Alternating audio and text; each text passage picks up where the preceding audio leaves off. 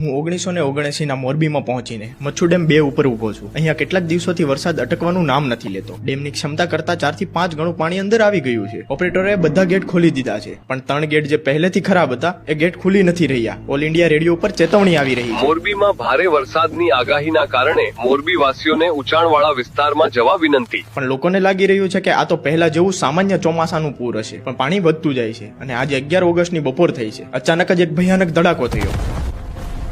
Machchhu dam તૂટી ગયો. 20 થી 30 ફૂટ ઊંચી લહેરો કોઈ ભૂખ્યા જાનવરની જેમ તે મોરબી તરફ આવી રહ્યું છે. ઘર, દુકાનો અને હજારો જિંદગીઓ બધું જ એક પળમાં પાણીમાં વહી ગયું. મોરબીમાં મચ્છુ ડેમ તૂટ્યા બાદ સૂત્રો અનુસાર અત્યાર સુધી અંદાજે 2000 લોકોના મૃત્યુ થયા હોવાની માહિતી મળી છે.